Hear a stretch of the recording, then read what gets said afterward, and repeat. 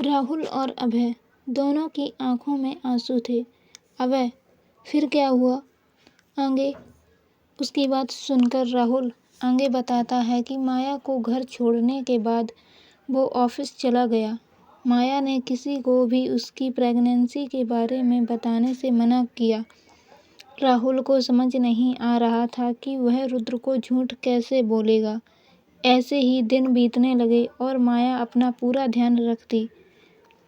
सावित्री काकी उसे कोई काम नहीं करने देती थीं। शुरुआत में तो कुछ नहीं हुआ, लेकिन 1.5 महीने बाद माया की तबीयत खराब होने लगी, लेकिन उसने किसी को भी कुछ नहीं बताया। रुद्र के फ़ोन आने पर वो कम ही बात करती थी।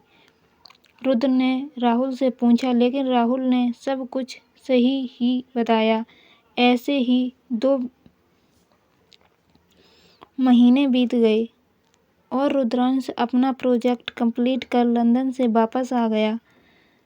इस बीच घरवालों ने माया को घर आने को कहा, लेकिन उसने काम का बहाना कर टाल दिया। इन 2 महीनों में उसने अपने मम्मी पापा से भी ज़्यादा बात नहीं की थी और अभय तो पहले ही ऑस्ट्रेलिया में था, तो वह भी कभी कभी ही कॉल कर पाता था। लेकिन माया ने उसे भी कुछ नहीं बताया। जब रुद्रांश वापस आया तब तक माया की प्रेगनेंसी को 3 महीने हो चुके थे। जब रुद्र माया से मिलता है तो वह बहुत खुश होता है और माया को गोद में उठाकर गोल गोल घूमने लगा। रुद्रांश माया से, माया माया माया माया, आई मिस यू मेरी जान। माया रुद्र से, अरे रुद्र नीचे उतारो, मुझे चक्कर आ रहे हैं। माया की बात सुनकर वो उसे नीचे उतारता है और फिर गले से लगा लेता है। माया भी जोर से उसे हग करती है, क्योंकि वह दोनों पूरे 3 महीने बाद मिल रहे थे। रुद्र फिर राहुल के गले मिलता है और फिर माया को महल चलने को कहता है, लेकिन माया बात टालते हुए कहती है कि मुझे थोड़ा काम है, मुझे अपनी फ्रेंड से मिलने जाना है, इसलिए तुम चले जाओ। रुद्र भी ज़्यादा नहीं कहता और फिर महल के लिए गए। ऐसे ही कुछ दिन बीत गए और एक दिन अचानक से ही माया की तबीयत खराब हो गई। रुद्र उसी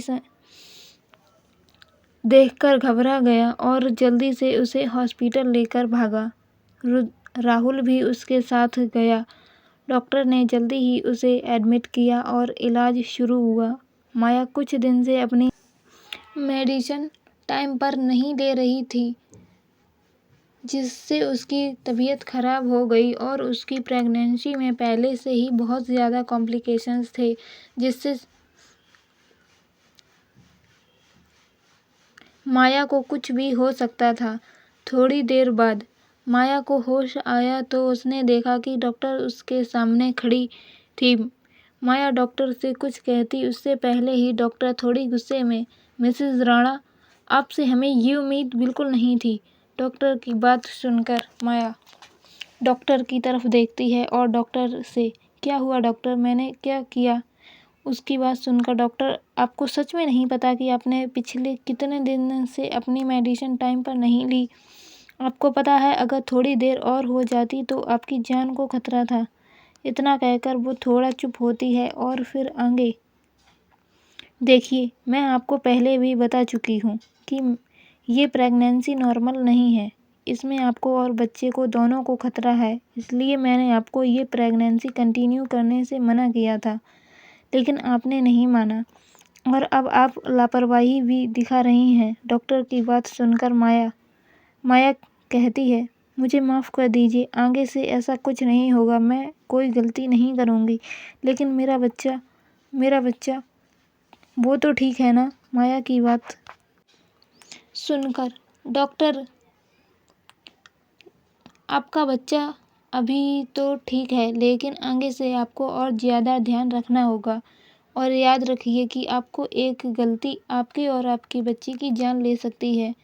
उसकी बात सुनकर माया डर गई, लेकिन डॉक्टर ना में गर्दन हिलाते हुए उसे समझाती हैं कि आपको डरना नहीं है, हो सकता है कि भगवान आपकी सुन ले और वो आपको और बच्चे दोनों को ही सेफ रखे। इतना सुनकर माया को थोड़ा अच्छा लगता है, लेकिन वहीं दरवाजे पर खड़े रुद्र की आंखें भीगी हुई और लाल थीं। उसे समझ नहीं आ रहा था कि वो अपने बच्चे की आने की खुशी मनाए या फिर माया को खोने के डर से दुखी हो। उसे माया पर आज पहली बार गुस्सा आया था, क्योंकि उसने रुद्र से पूछे बिना ही अपनी जान दांव पर लगा दी थी, जैसे रुद्र तो उसके लिए मैटर ही नहीं करता। तभी रुद्रांश दरवाजे से अंदर आता है। उसे देखकर दोनों ही चुप हो गई। माया को डर था कि कहीं रुद्रांश ने उसकी और डॉक्टर की बात सुन तो नहीं ली, लेकिन उसे क्या पता कि अब डरने से कुछ नहीं होगा, क्योंकि रुद्र पहले ही सब कुछ सुन चुका था। लेकिन रुद्र उस वक्त कुछ नहीं कहता और नॉर्मल एक्सप्रेशन के साथ पूछता है कि डॉक्टर, क्या हुआ है मेरी वाइफ को? उसकी बात सुनकर डॉक्टर और माया दोनों ही चैन की सांस लेती हैं कि अच्छा हुआ कि रुद्र ने कुछ नहीं सुना। वो दोनों अभी सोच ही रही थीं कि तभी रुद्रांश की दोबारा भारी आवाज़ आती है रुद्र डॉक्टर से, डॉक्टर, आपने बताया नहीं कि क्या हुआ है मेरी वाइफ को? और आप तो गायनेकोलॉजिस्ट हैं ना, तो आप यहाँ क्या कर रही हैं? रुद्रांश की बात सुनकर वह एकदम हड़बड़ा गई। अब उसे समझ नहीं आ रहा था कि वह रुद्र को सच बोले या झूठ। वह अभी ये सोच ही रही थी कि तभी माया की आवाज़ आई।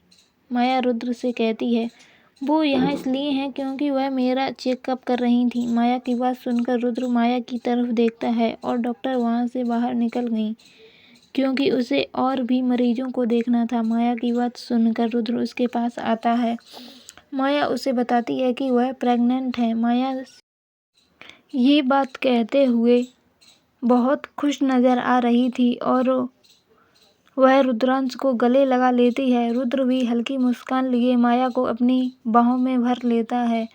रुद्र माया से, लेकिन तुमने मुझे पहले क्यों नहीं बताया? माया झूठ बोलते हुए, वो इसलिए क्योंकि मैं तुम्हें सरप्राइज़ देना चाहती थी। बताओ, तुम हो गए ना सरप्राइज़? उसकी बात सुनकर रुद्र को थोड़ी देर पहले की बातें याद आती हैं और वह फीका मुस्कुराहट, हाँ सच में मैं बहुत अच्छा ही सरप्राइज़ हो गया। रुद्र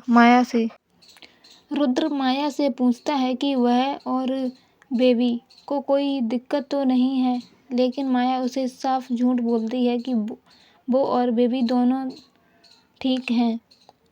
माया की बात सुनकर रुद्रांश उसे बिठाता है और उसकी आंखों में देखकर पूछता है, तुम छिपा तो नहीं रही हो ना कुछ मुझसे? लेकिन माया नज़रें चुराते हुए मना कर देती है। रुद्रांश थोड़ी देर बाद बाहर जाता है और सीधा उस गायनेकोलॉजिस्ट के केबिन में जाता है, जहाँ पर वह कुछ फाइल रीड कर रही थी। रुद्रांश जाकर सीधा सामने की चेयर पर बैठ गया। उसे देखकर डॉक्टर एकदम घबरा गई। आप यहाँ मिस्टर राणा? उसकी बात सुनकर रुद्रांश सीधे शब्दों में जवाब देता है, मुझे अपनी वाइफ का अबॉर्शन करवाना है। उसकी बात सुनकर डॉक्टर, क्या? आप ये कैसे कह सकते हैं? आप उस बच्चे के पिता हैं। रुद्र, लेकिन मुझे बच्चा नहीं, मेरी वाइफ चाहिए।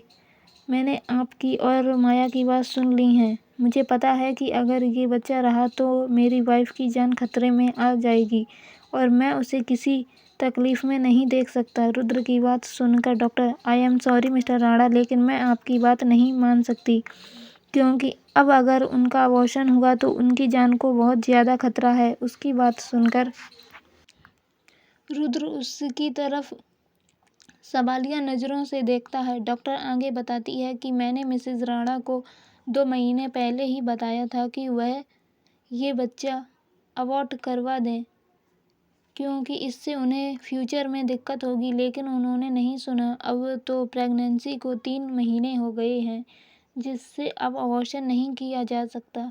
अब अगर अबॉर्शन हुआ तो बच्चे के साथ माँ की जान भी चली जाएगी। उसकी बात सुनकर रुद्रांश पूछता है कि क्या कोई दूसरा रास्ता नहीं है? वो मना कर देती है और कहती है कि आप भगवान से प्रार्थना कीजिए कि आपकी पत्नी और बच्चा दोनों ही सेफ रहें। उसकी बात सुनकर रुद्र बाहर आता है और चुपचाप माया को लेकर मेंशन चला गया। उसने रास्ते में कोई बात नहीं की और मेंशन जाकर माया को नीचे वाले कमरे में ले गया और नौकरों से अपना सामान नीचे वाले कमरे में शिफ्ट करने को कह दिया। और मीटिंग का बोलकर घर से बाहर निकल गया। रात 9 बजे राहुल का फ़ोन बजता है और फ़ोन के दूसरे तरफ की बात सुनकर राहुल के तो होश ही उड़ गए और वो चिल्लाया, क्या? क्या हुआ है राहुल को? आखिर किसका आया फ़ोन? जानने के लिए जुड़े रहिए हमारे साथ।